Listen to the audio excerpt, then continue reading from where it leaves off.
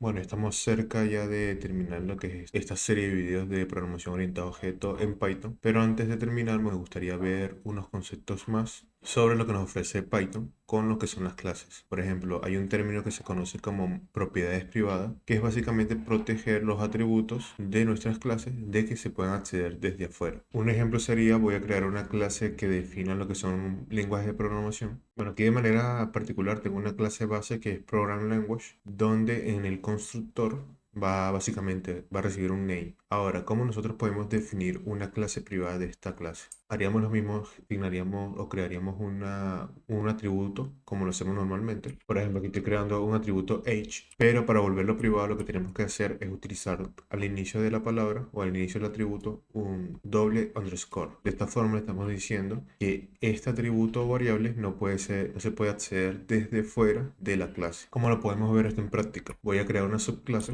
que va a heredar de mi program language. Ahora, si yo instancio esta subclase, que recordemos que tiene que recibir como en instancia al momento de crearla el valor de name. Ahora yo desde aquí voy a intentar imprimir lo que es el self name, o sea, el name de la instancia, y quiero intentar imprimir lo que sería el age, que recordemos que por los dos underscore es un atributo privado. Entonces aquí si yo ejecuto ese archivo, podemos ver que el intérprete de Python ya me dice que Python, el objeto de Python no tiene un atributo age. ¿Por qué? Porque como es un atributo privado, desde afuera nosotros no podemos acceder a ese atributo. Entonces, ¿cómo podríamos utilizar estos atributos adentro de nuestras clases? La única forma de que nosotros podemos imprimir o utilizar estas variables privadas solamente tienen que ser desde dentro de la clase. Por ejemplo, en este caso, yo estoy creando un método que dice sayAge, o sea, como di la edad, y básicamente estoy imprimiendo utilizando una plantilla literal donde dice la edad es, y de esta forma estoy accediendo al atributo age, que es privado. A ver, si yo comento el print que tengo en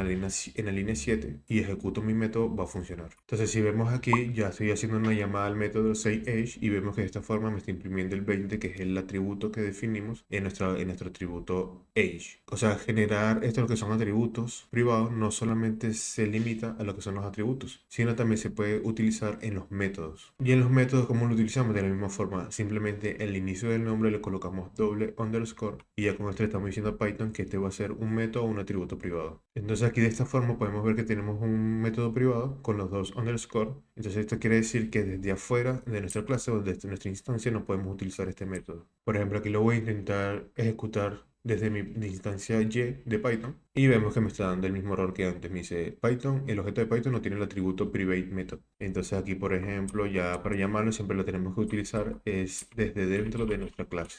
Entonces podemos ver aquí que ya lo que hice ahora es que lo estoy ejecutando adentro de mi método sayAge, lo estoy llamando aquí, y luego estoy haciendo una llamada a mi sayAge y de esta forma estoy imprimiendo el mensaje de private method. Entonces, ¿para qué puede ser útil esto? No sé si recuerdas en los ejercicios anteriores donde estuvimos viendo cómo eran las pasarelas de pago o que era como una clase de factura, donde estábamos utilizando un método que era como getTotal. Entonces, si recuerdas, ese método solamente lo utilizábamos adentro de nuestra clase porque solamente lo utilizamos para imprimir lo que era el detalle de la factura. Entonces puede haber situaciones en las que estos atributos o métodos no necesites de que desde afuera otra persona o otro usuario las utilice, sino que simplemente tienen que ser utilizadas adentro de la clase. Esto para que el código sea mucho más seguro en el sentido de que no cualquier persona puede utilizar estos métodos libremente, sino que lo tiene que utilizar siguiendo ciertos parámetros. A pesar de que le estamos diciendo a Python de que no se puede acceder de la forma normal a estos atributos o métodos, de igual forma tú puedes hacerlo, ya que Python es un lenguaje dinámico, te permite hacerlo de esta forma. Si yo hago lo siguiente, yo hago la instancia de y hago underscore, el nombre de la clase, que en este caso es program language, y hago un underscore underscore y accedo al atributo que quiero acceder. De esta forma, si yo hago un print, podrás ver que en la segunda línea de mi terminal me está imprimiendo un 20. Entonces, a pesar de que aquí la terminal se está quejando, me dice que no se puede acceder al miembro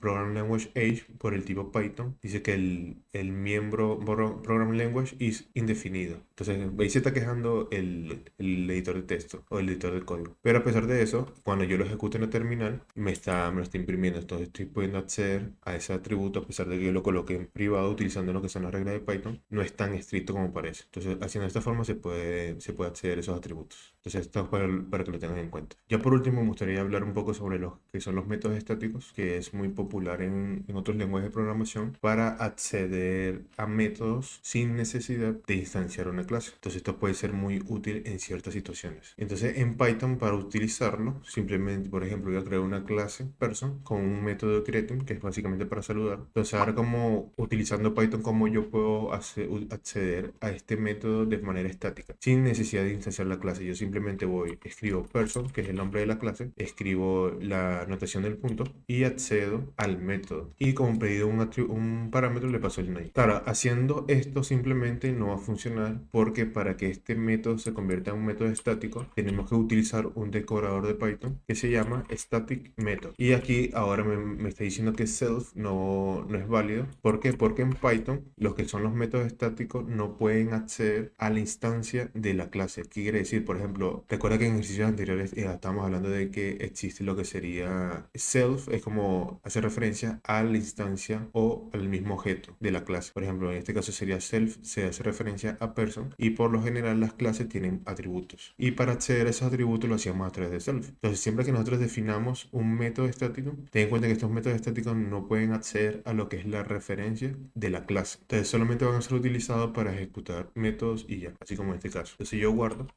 ejecuto el código en el terminal y podemos ver que de esta forma estoy ejecutando un método que se dice Hello Christian sin necesidad de instanciar la clase. Simplemente llamo la clase, hago la anotación del punto y ejecuto el método. Bueno, y este video era con la intención de explicar estos conceptos que me parecían interesantes para completar lo que era la programación orientada a objetos, que pueden llegar a ser útil en ciertas situaciones.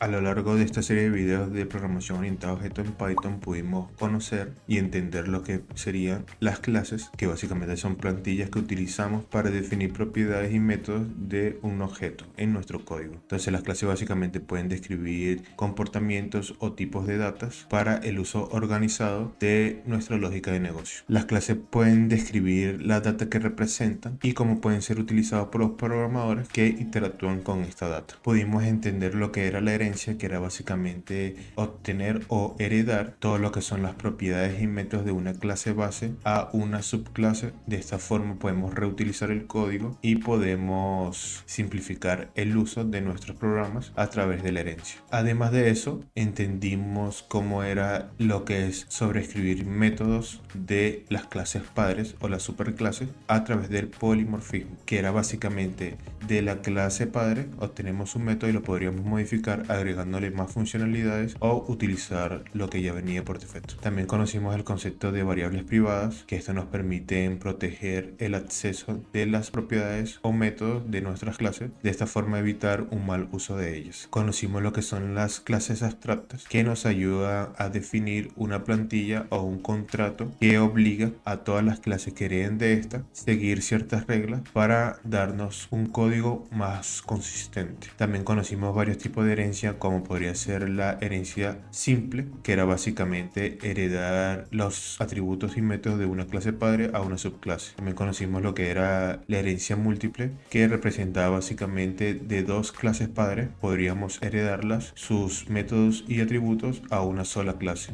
conocida como clase hija o subclase, y poder disfrutar o gozar de los beneficios de ambas superclases y gozar de esta forma los beneficios de tener lo que son los atributos y métodos de la superclase. También conocimos lo que era la herencia multinivel, que era básicamente tener una clase base con ciertos atributos y métodos, heredarla a una segunda clase, y esta segunda clase sería heredada por una tercera, donde podrías de esta forma obtener los atributos de la subclase y la superclase a la vez. Vimos lo que era una herencia jerárquica, que era básicamente de una superclase podrían heredar o tener muchas subclases con los mismos atributos y métodos. Y también vimos lo que era la herencia híbrida y los peligros que conlleva utilizarla de manera incorrecta o abusar de ella, ya que podríamos vernos con problemas como la explosión de clases o el diamond problem, el problema del diamante, que lo que ocasiona es que Python no sea capaz de reconocer a qué clase le pertenecen los atributos o métodos que intentemos acceder. Y una forma que encontramos para prevenir este tipo de situaciones era a través de la composición de clases, que era básicamente representar una